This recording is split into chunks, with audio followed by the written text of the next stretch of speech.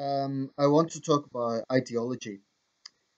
And I think that in this era where there's a very pronounced polarization between left and right, particularly in the Western world, I think it's important that anyone who thinks about politics is responsible in terms of being clear what they represent. I'm not saying everyone has to go out of their way to, wear their heart on their sleeve and, promote the politics, not at all. As I said in my previous video, a few videos back, I don't expect people to always talk about their politics. That can be awkward and it's not always necessary. But I do think it is important that we make it absolutely clear what our views are if we're going to be pointing fingers at others. So I feel I've got a responsibility to do that. Um, what I want to particularly discuss in this video is the whole concept of political correctness, why I think that's a problem, but also why I feel that there's also such a thing as being a decent person, and why certain types of humor, certain types of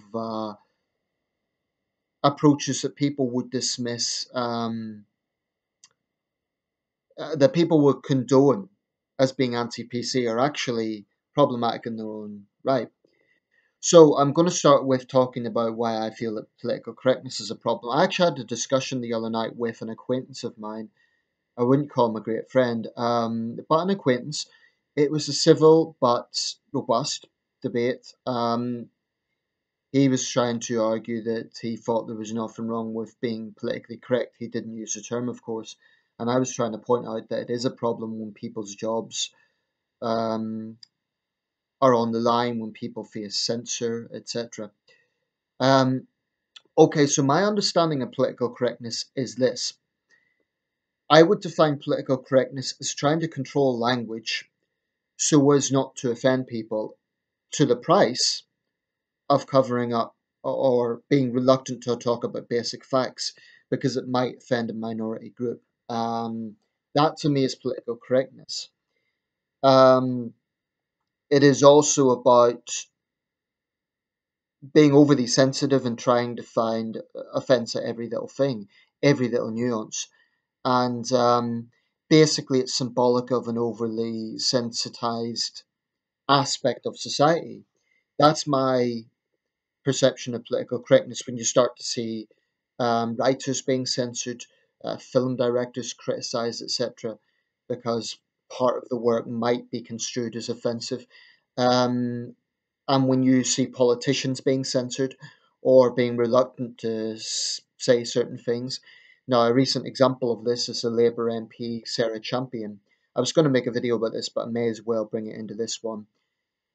She was basically forced to resign because she spoke about the sexual abuse scandals going on. What she said in an article in The Sun was that there is a problem within the British Pakistani community with this going on. Now, she was basically forced to resign. Jeremy Corbyn's denied that. I think it's very obvious what's happened. He said we can't blame the entire community, but the thing is, she wasn't blaming the entire community. She was saying that there's a problem within. That is not the same as demonizing all British Asian men. Um, and the interesting thing about this is that the Labour Party has long been accused of, sweeping these problems under the carpet. Very often they're in Labour-controlled cities like Rotherham, Rochdale, and Sunderland. Um, so, and I'm not suggesting it's as bad in Sunderland as in other places, but we have had a problem here. So that would be a good example of political correctness. There you have a politician who's being punished simply for speaking the truth, even though she wasn't attacking all Asian men. That's a good example of political correctness. So I think political correctness is a problem, and contrary to what Lena Dunham says, it is not just about being powerfully considerate. It's a problem. It's dishonest.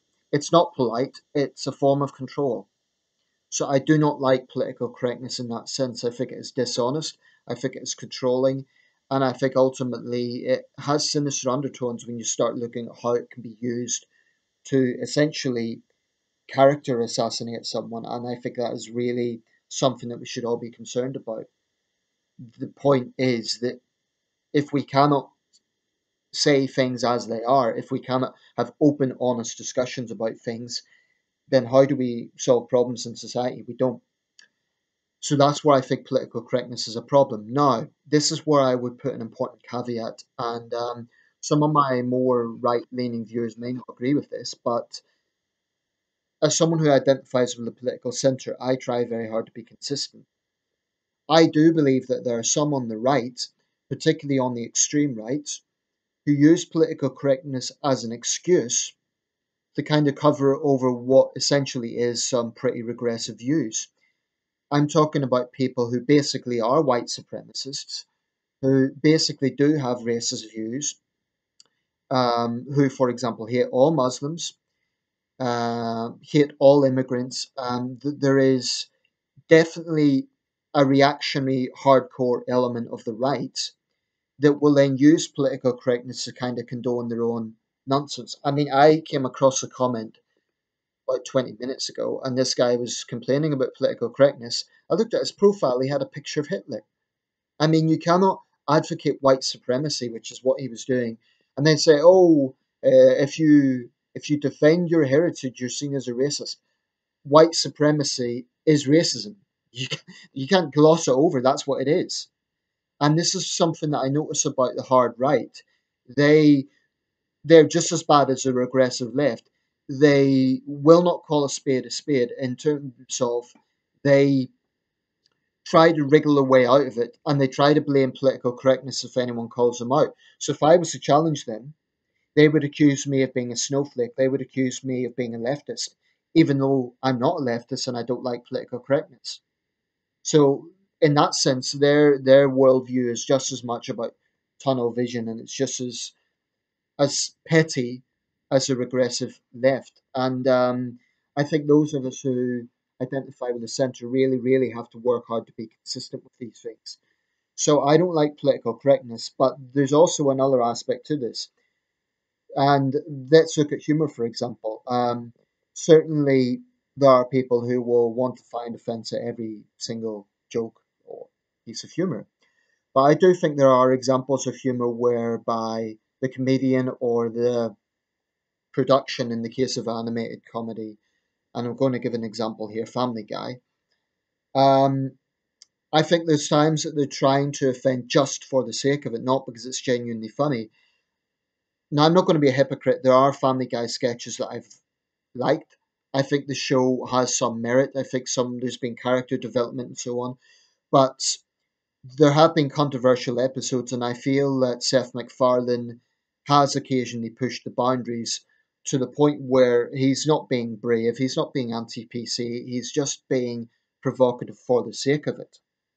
So, touching on issues that are very, very personal and against individuals, I think is a bit.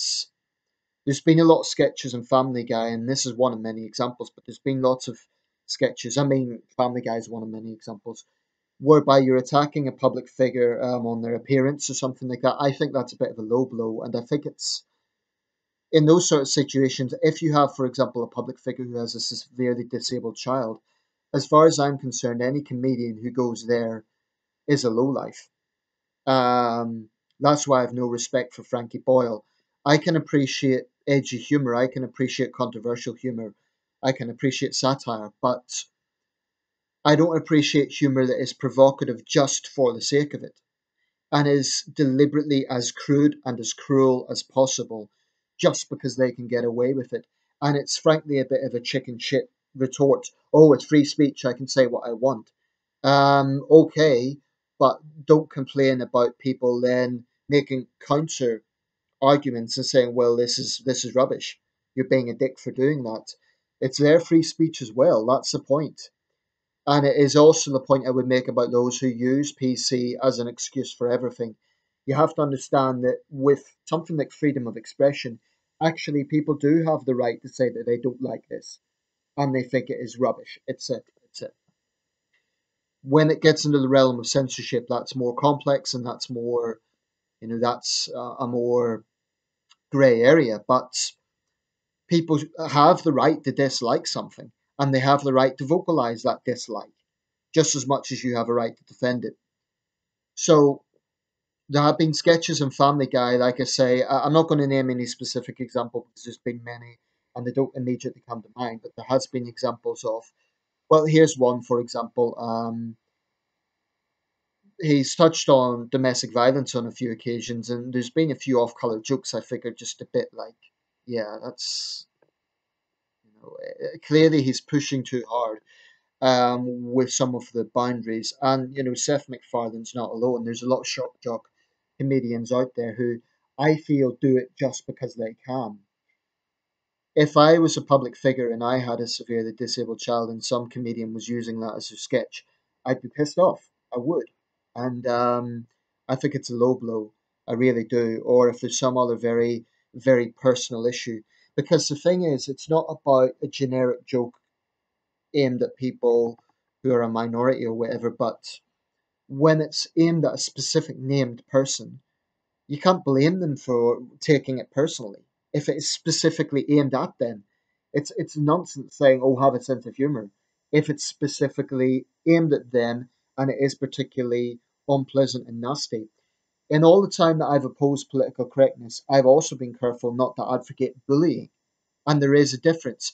You can be against PC for all the reasons that I said, if you agree with me, but also recognize that you can also be a decent human being. Being anti PC isn't about being a dick, it isn't about being unpleasant, it isn't about being a bully. And I think it is very important that we understand there is a difference. So sometimes when the left look like they're promoting PC, maybe there are times when they have a point, when there are certain reactionary right wingers that then don't exactly help matters by, for example, coming out with genuinely racist statements. And you can't say, for example, I hate all Muslims, but don't call me a racist.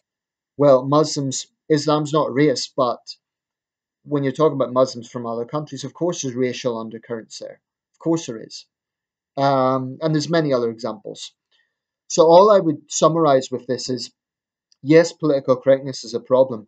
And yes, I think it creates serious issues in terms of communication and in terms of honesty. And it is utterly absurd that people face being smeared as a racist or a sexist or a homophobe when they may well be just trying to have an adult discussion about something. But by the same token, where there is genuine bigotry, it should be called out. And where there is edgy humor, that if people don't like it, that is their right. It's different if they're calling for censorship, but if they're saying this person should be criticized, I say, you know what, that's free speech, is their right to criticize. That's just as sacred as the comedian's right to offend. So let me know your thoughts, and I really hope people take something away from this, which is that what I would say to the left, being anti-PC is not about advocating genuine bigotry, and it's not about being insensitive or being a dick. What I would say to the right is that, especially those on the reaction right, you cannot use political correctness as an excuse for every single time that you're challenged, because there may well be things going on there. If you have a profile of Adolf Hitler, don't whinge about people, reacting to that. I mean, come on. And white supremacists are not difficult to spot with some of the mindset that's some of the toxic regressive mindset that is behind their thinking. Okay, thank you for watching and let me know your thoughts.